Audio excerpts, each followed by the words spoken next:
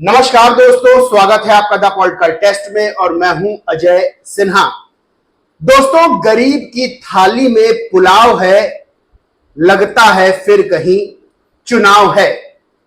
हरियाणा में 1 अक्टूबर को वोटिंग होनी है विधानसभा चुनाव की और 4 तारीख को नतीजे आएंगे।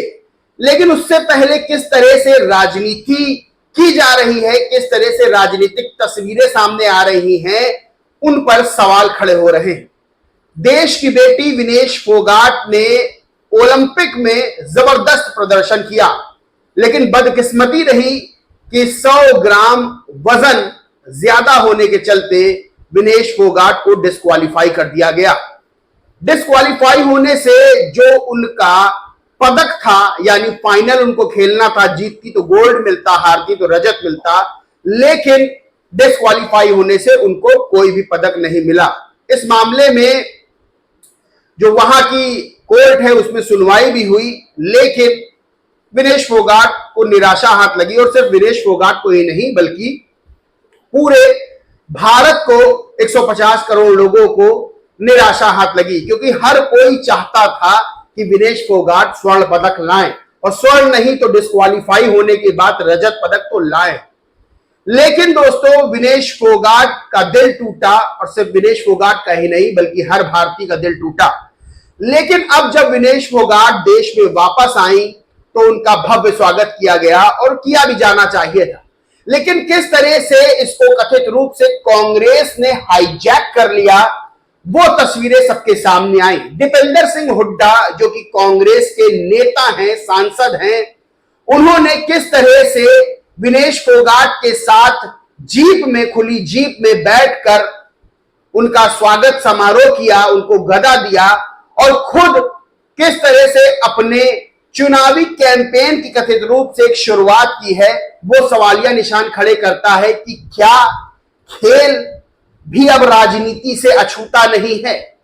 लोगों ने भी तमाम तरह के सवाल खड़े किए, क्योंकि एक भारत की बेटी का सम्मान होना था, वहां पर राजनीति करने की क्या जरूरत थी, वहां पर राजनीतिक चेहरों की क्या जरूरत थी, वहां पर कांग्रेस के नेता की क्या जरूरत थी।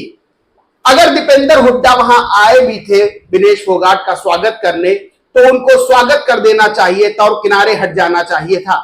लेकिन जीप में विनेश फोगाट के साथ साथ वो चल रहे थे, तो ये बताता है कि ये स्वागत समारोह कम बल्कि राजनीतिक स्वागत समारोह ज्यादा था। अब तमाम तरह के सवाल भी खड़े हो रहे हैं। देखिए, हरियाणा में चुनाव है विधानसभा की और कांग्रेस पूरा जोर लगा रही है। एक तरफ बीजेपी, एक तरफ कांग्रेस और एक तरफ इनेलो और बसपा का गठबंधन। ये त्रिकोणीय चुनाव वहां बनता हुआ नजर आ रहा है।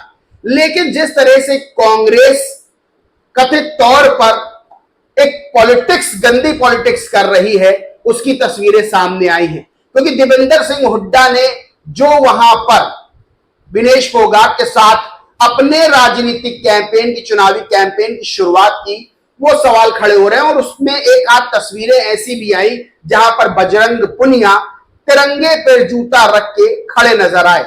वैसे तो मेरा मानना है कि अगर इतनी हौच पौच में, इतनी हड़बड़ में बजरंग पुनिया को शायद ना पता हो कि वो जो जूता रखे हैं वो तिरंगे पर रखे हुए, तिरंगे का अपमान हो रहा है। क्योंकि बजरंग पुनिया भी देश के लिए खेले हैं, अच्छे पहलवान हैं, तो मुझे लगता है कि बजरंग पुनिया कोई जानबूझ के ऐसी चीज नहीं करेंगे, क्योंकि तिरंगे का हर कोई सम्मान करता है, हर राजनीतिक दल सम्मान करता है। लेकिन अगर इस चीज को हटा दे तो वहां पर दीपेंद्र सिंह हुड्डा का विनेश फोगाट के साथ खुली जीप में पूरे जो स्वागत समारोह का पूरा रैली निकाली जा रही थी, मार्च निकाला जा रहा था, उसे कुछ भी कहे, वहां पर विनेश फोगाट के साथ रहना सवालिया निशान खड़े करता है। लोगों ने तमाम तरह के सवाल भी खड़े किए। वैसे तो मीडिया की सुर्खियां बनी है कि बजरंग पुनिया ने तिरंगे का किया अपमान, विनेश फोगाट के स्वागत समारोह में झंडे पर रखा जूता, मचा बवाल। वहीं और भी खबरें हैं जिसमें विनेश फोगाट के पत्रिका, ये आर भारत की खबर थी और पत्रिका की एक खबर है, विनेश फोगाट के स्वागत में बजरंग पुनिया ने कर दी सारी हदें पार, लातों से कुचला तिरंगा, इस तरह की हेडलाइंस है। लेकिन मेरा मानना है कि, या फोटो भी आपको दिखा देते हैं, फोटो लगा भी दूंगा मैं, लेकिन मेरा मानना है कि बजरंग पुनिया चाहकर कभी ऐसा नहीं करेंगे। हो सकता है हौच पौच में उनका ध्यान ना गया हो, उसके लिए जो है खुद भी वो शर्मिंदा होंगे, मुझे लगता है। अब एनबीटी की खबर है जिसमें लिखा है विनेश की गाड़ी पर सवार होकर क्या हुड्डा ने शुरू कर दी हरियाणा चुनाव कैंपेन की शुरुआत। हरियाणा में विधानसभा चुनाव की घोषणा के बाद सभी राजनीतिक दलों ने कमर कस ली है। वही विनेश फोगाट कुश्ती से संन्यास लेने का ऐलान कर चुकी है। कांग्रेस विनेश फोगाट के मुद्दे का फायदा उठाना चाहती है, एनबीटी ने लिखा है। अंदर खबर क्या है थोड़ी सी बता देता हूं मैं कि हरियाणा में 1 अक्टूबर को विधानसभा चुनाव होने हैं। सत्ता वापसी के लिए कांग्रेस इस बार विनेश फोगाट के मुद्दे पर बीजेपी को घेरना चाहती है। विनेश को जब पेरिस ओलंपिक में डिस्क्वालीफाई किया गया था तब से कांग्रेस ने सरकार के खिलाफ मोर्चा खोल दिया था। भूपेंद्र हुड्डा ने तो विनेश को राज्यसभा भेजने की मांग कर डाली थी। वहीं सांसद दीपेंद्र सिंह हुड्डा ने अपने एक्स पर पोस्ट लिखा था कि विनेश कोई नहीं बहन, आपको मेडल पोडियम पर चढ़ने का अवसर नहीं मिल पाया तो क्या हुआ, हमारे लिए आपकी ये छलांग दुनिया के किसी भी पोडियम से कहीं ज्यादा ऊंची थी। पेरिस से लौटने पर आपके स्वागत के लिए हम सब आतुर हैं। अब वही सवाल खड़े हो रहे हैं, क्या विनेश को कांग्रेस टिकट देगी। कांग्रेस विनेश के मुद्दे को ढाल बनाकर इस चुनाव में फायदा लेना चाहती है। सूत्रों की माने तो कांग्रेस चरखी दादरी से विनेश फोगाट को विधानसभा चुनाव में उतार सकती है। हालांकि विनेश कांग्रेस के इस ऑफर को स्वीकार करेंगे या नहीं, ये आने वाला समय ही बताएगा, क्योंकि उनकी बहन बबीता फोगाट भी बीजेपी की टिकट से यहीं से चुनाव लड़ी थी। ऐसे में अगर विनेश चुनाव लड़ती है तो दोनों बहनों के बीच मुकाबला देखने वाला होगा, ये खबर है। अब जब ट्वीट किया दीपेंद्र सिंह हुड्डा ने तो लोगों ने क्या लिखा वो भी मैं आपको बताता हूं। आनंद कृष्णा है, उन्होंने लिखा नाइस पॉलिटिकल स्टंट। वही राजीव शर्मा ने लिखा अब आप विनेश को मुख्यमंत्री पद का उम्मीदवार घोषित कीजिए। और बिल्कुल सही बात है, आप बिल्कुल एकदम राजनीतिक व्यक्ति हैं, आपको स्वागत करके वहां हट जाना चाहिए था, क्योंकि विनेश फोगाट का स्वागत समारोह हो रहा था। खुली जिप्सी पे बैठने का उस समय अधिकार विनेश फोगाट का था और उनके जो साथी पहलवान है वो भी बैठ सकते, लेकिन आपने जब विनेश फोगाट के बगल में स्थान ग्रहण किया और पूरी रैली निकाली, स्वागत समारोह करवाया, तो इसको स्वागत समारोह कहा जाए या इसको पॉलिटिकल स्टंट कहा जाए। अब जो सबसे बड़ी बात है कि अगर विनेश फोगाट चुनाव लड़ती हैं या कांग्रेस विनेश फोगाट को चुनाव लड़वाती है तो सबसे बड़ी बात यह है कि हरियाणा में विनेश फोगाट को मुख्यमंत्री पद का चेहरा कांग्रेस की तरफ से घोषित किया जाए। पूरा देश इस चीज को स्वीकार करेगा कि अगर कांग्रेस जीतती है तो हरियाणा में का मुख्यमंत्री विनेश फोगाट को बनाया जाए। पूरा देश जो है, पूरा देश इस फैसले को स्वीकार करेगा और कांग्रेस की वाहवाही होगी। यानी दीपेंद्र सिंह हुड्डा जो है अपने आप को मुख्यमंत्री का चेहरा है, भूपेंद्र हुड्डा अपने आप को मुख्यमंत्री का चेहरा ना प्रस्तुत करें, ना जो है दिखाएं, बल्कि विनेश फोगाट को कह दे कि विनेश फोगाट को हम चुनाव लड़वाएंगे और मुख्यमंत्री जो है कांग्रेस तरफ से विनेश फोगाट बनेंगी। खैर, श्री शेर बहादुर है, उन्होंने लिखा है जय हिंद।